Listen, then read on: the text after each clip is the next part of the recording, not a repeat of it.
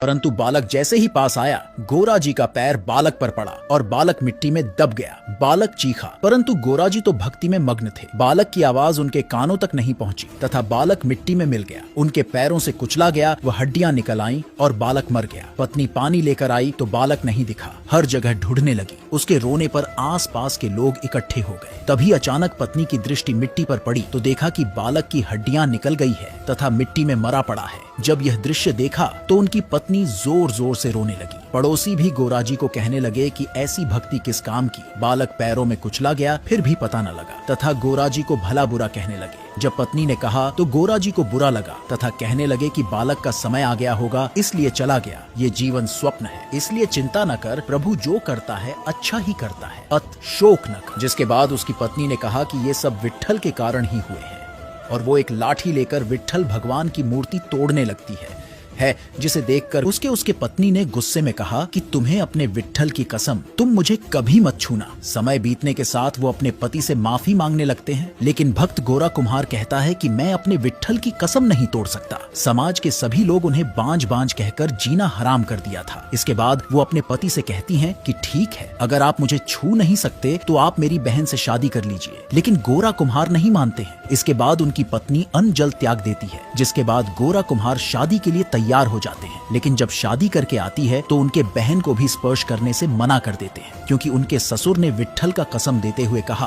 कि तुम मेरी दोनों बेटियों के साथ एक जैसा व्यवहार करना। इसके बाद अपने पति की कसम तोड़ने के लिए रात में जब वो सो रहे थे तो उनके साथ दोनों बहन सो गया। जब वो जागा तो ये देखकर वो पागल की तरह इधर उधर भागने लगे और अपने हाथ को पीटने लगे और सामने एक सब्जी बनाने वाला छुड्डी गोरा कुम्हार जिस हाथों से अपनी दोनों पत्नी को स्पर्श किया था, अपने उस हाथों को काट डाला। ऐसा होते देखकर पत्नी भयभीत हो गई तथा रोने लगी। गोराजी के हाथ कट जाने से बर्तन नहीं बनने की वजह से परिवार की आर्थिक स्थिति कमजोर हो गई। जब भगवान ने देखा कि भक्त की आर्थिक स्थिति कमजोर हो गई है तो भक्त की परेशानियों को दूर करने के लिए भगवान विट्ठलनाथ ने कमलानाथ नामक कुम्हार का वेश धरा, गरुड़ को गद्दा बनाया तथा लक्ष्मी जी को कुम्हारन बनाया और गोराजी के घर पर आकर कहने लगे, भगत जी मेरे देश में अकाल पड़ा है, अत हम इधर आ गए हैं, हमें नौकरी पर रख लो। गोराजी ने कहा, मैं गरीब हूँ, भला मैं तुम्हें क्या दे सकता हूँ, तुम किसी और के पास जाकर नौकरी कर लो। तब भगवान बोले कि मुझे पैसा नहीं चाहिए, केवल 2 वक्त का भोजन दे देना। गोराजी ने हामी भर दी। भगवान सुंदर बर्तन बनाने लगे, जिससे गोराजी की आय भी बढ़ गई। एक बार संत नामदेव जी विट्ठलनाथ जी के दर्शन को मंदिर में गए तो उन्हें मूर्ति में भगवान का तेज नहीं दिखा। तो भगवान का दर्शन करने के लिए नामदेव जी ने जैसे ही ध्यान लगाया तब पता चला कि भगवान तो गोराजी कुम्हार के यहाँ नौकरी कर रहे हैं। तो नामदेव जी गोराजी के घर पर गए। भक्त नामदेव जी को आता देखकर गोराजी प्रसन्न हुए। तभी भगवान नामदेव जी को आता देखकर मिट्टी के पीछे छिप गए तथा बाद में मंदिर चले गए। जब नामदेव जी ने गोराजी को बताया कि तुम्हारे यहाँ भगवान नौकरी कर रहे हैं तो गोराजी पश्चाताप करने लगे और पागलों की भांति भागने लगे